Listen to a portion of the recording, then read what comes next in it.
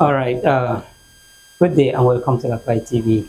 I am Ali Abdullah Kure, your host on 101 on Lapai TV. And with me today in our studio is Comrade Muhammad Idris, the Chief Press Secretary to the Chairman of Agaie Local Government. You're welcome, sir. Thank you. Thanks for having me. All right, sir. Before we continue, it is my belief that our viewers who want to know you proper just introduce you by name, Okay. and I believe they are more attached to that very name. Not much. Hello, viewers. My name is Comrade Idris Mohammed Kidichi.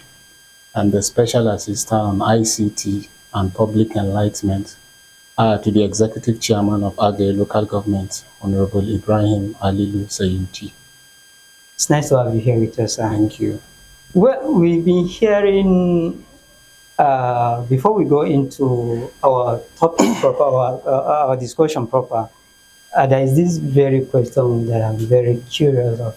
I've been trying to know whether it's just a slogan or there are things that are attributed to that very statement. You know, we've been hearing it on the social media, we've been seeing on the social media, and we've been hearing people saying, Agaie first, Agaie first. What brought about that very statement? Well, thank you very much for asking me this very wonderful question. And I know that we will actually get there because the issue of Agaie Fest has been everywhere in that local government. So many people are thinking it is just a campaign slogan. Agaie Fest is never a campaign slogan, but it's the blueprint. The current executive chairman of Agaie local government, Right Honorable Ibrahim Ali Sayiti, came with as he came on board as the executive chairman of Agaie local government, which is not only a slogan but is a reality that is already manifesting. Okay. Agaie First, if they ask us what's the meaning of Agaie First, it's just as simple as in any decision he is to take as the executive chairman of local government, in any papers, in any policies he is to make as the executive chairman of Agaie local government. What should first come to his mind is how impactful will this be on the Agaie local government indigents? Is it in the aspect of health? Is it in the aspect of healthcare delivery, education, youth empowerment, women empowerment, and and others? So the meaning of Agaie First has a lot of meaning. If I want today, I want to sign paper, I want to sign something into law, what should first come to my mind is Agaie. How will this be impactful to the indigents of our dear Agaie local government? So that is the sole meaning of that Agaie First. In any decision we want to take as the executive chairman of Agaie local government, what should come to his mind So if I will actually get, if you remember from my initial statement, I said I'm curious. The reason behind my curiosity is the fact that this very statement was borrowed from Lapai, because it has always been Lapai first, and Agaie, which is very close to us, I won't really say I'm jealous, but I would say rather I'm happy because they are beginning to, pick from us what we are doing. If I also get your point, the executive chairman of Agaie is doing well from what you said. He puts Agaie people first, Agaie in everything first. What's going to be the positive and the negative impact of whatever he wants to do, if I will get you right. Thank you very much for that precise answers. Looking at the forthcoming election, which I believe is less than a month, how prepared is your candidate, that is the present chairman? How prepared?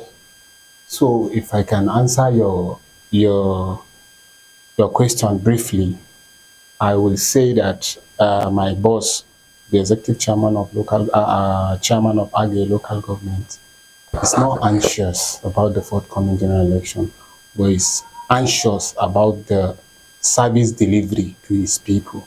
From now till November before election, we still have months and we have made a lot of promises. So we want to fulfill most of those promises we made the first time we came on board. So we are not too anxious about the forthcoming council election, which is in November 1st. But what we are anxious about is how we will serve our people very well. The promises we made, how far have we gone about it? The things we want to do for them, how far have we gone? What have we done? What do we want? What do we want to achieve at the end of our tenure before we even start the discussion of the November 1st election, which if we want to even go there, we don't have any problem as far as our local government is concerned. As far as Agaie local government is concerned, we just know only one candidate, which is that of APC, Right Honorable Ibrahim Halilu Seiti.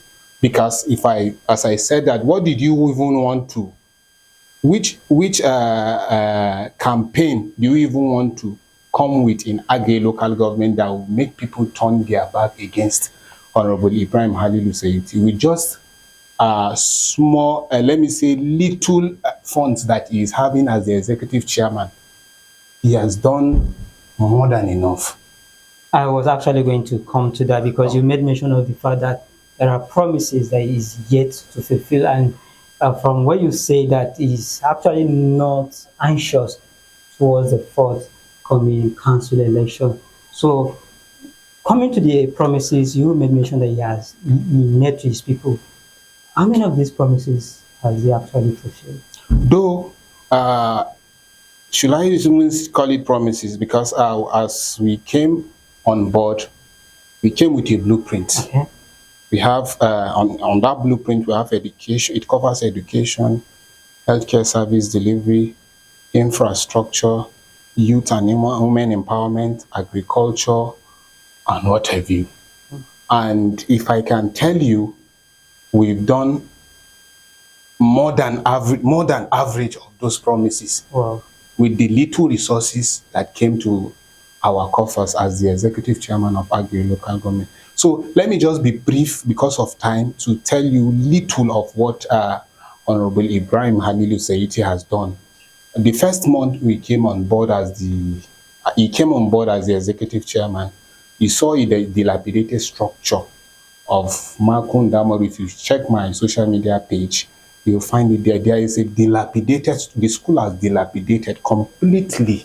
Makun Damaru Primary School in Agaie. You saw it the first month he gave that contract out.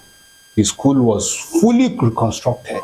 Wow. You can go with your team to go and check, and maybe even after this program, I can share you with some of the pictures of that Makun Damaru. It didn't stop there. Still in that aspect of education, or the education we are discussing, there is this Mina Institute for Technology and Innovation, a school situated in Mina. This gentleman, the executive chairman of Agaie local government, sponsored 23 students across the local government. All the wards in local government are represented. So he sponsored. He didn't just give them scholarship, but full-time scholarship, since from their 100 level to their final year. Now they are graduates now, waiting for one or two opportunities. It didn't end there. Still on education that we are discussing. Maybe on education, I'll list very little so that because of time. In that aspect of education, when we came on board, there were no manpower. These nurses were not much at the general hospital.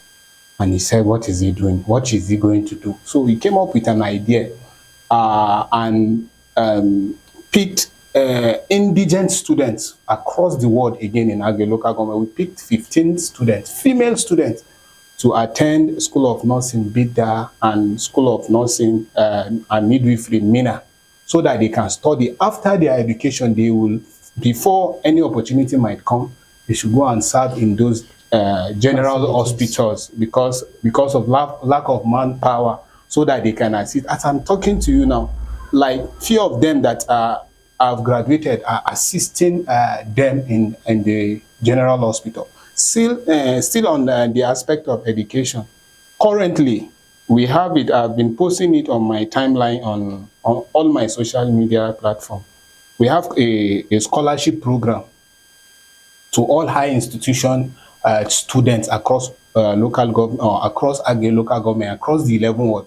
So far, we've paid over 700 students, high institution students, with a stipend of, some people are 20,000, some people 30, some people are 50,000, according to, in respect to your university courses or the school you are studying. In respect to the courses, that is how we are paying. So that is his, at some of his achievement, little of some of his achievement in what is it called, in the aspect of education. Or should we go to that infrastructure? Presently, there is this one Ewigi bridge that has collapsed for so many years, and it came, and this is the bridge has collapsed, and it has caused a little deficit in the aspect of Transportation. to and fro transportation of Agaie indigenes that are living there. So he saw this, and it's as a necessity for him to fix the bridge. Currently, Ewigi bridge has been fixed. We have a bridge, a Rukwaji bridge in Agaie local government.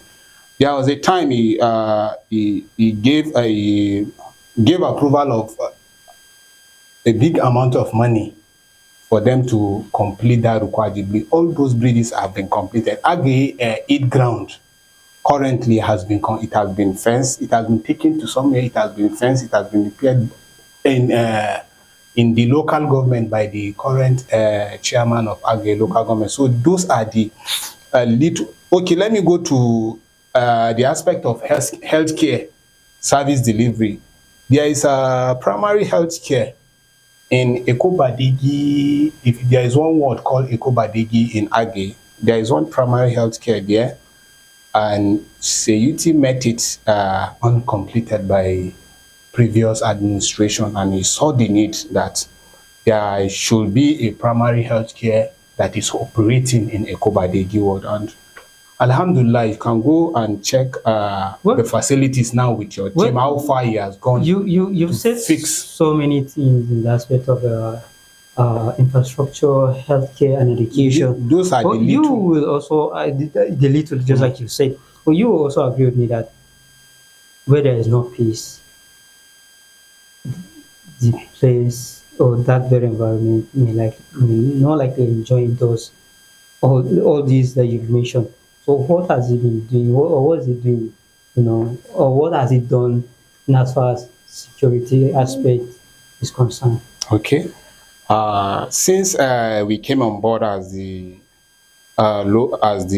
since Haiti came on board as the executive chairman, we have little or no issue of security in Agaie, but there is still some of these security issues. But as he came, first thing he did is to empower vigilante. He empowered them, so vigilante are fully operational in Agaie local government, and there is this ward security committee in every ward in Agaie local government, and they are doing excellently well. So he empowered them to bring peace and security in Agaie local government. And just recently, he provided these security vigilante groups in Baro ward. So they've been complaining of mobility. They want to move around to tackle these security issues. He provided them with 2 motorcycles to take care of that issue of mobility. And there is some of these security issues that is not meant for places like this. There are some things that we are not going to mention, but he has been doing excellently well in the aspect of security. There is this time that, like some months ago, he cited this what is it called,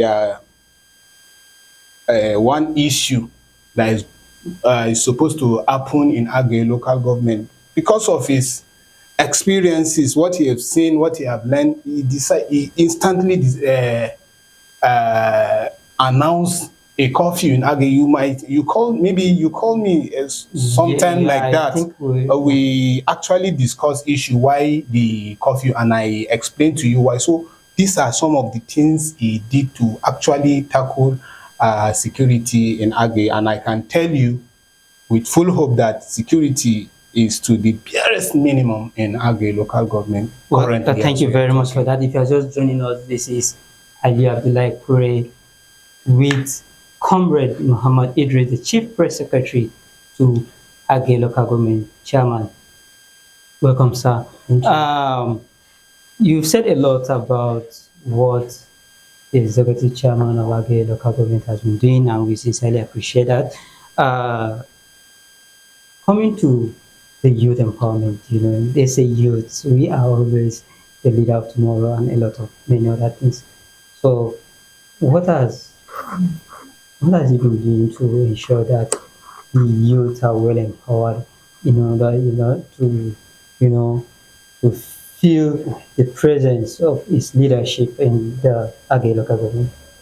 Though the aspect of youth empowerment has been something, maybe if it's not first thing I mentioned, it should be the second.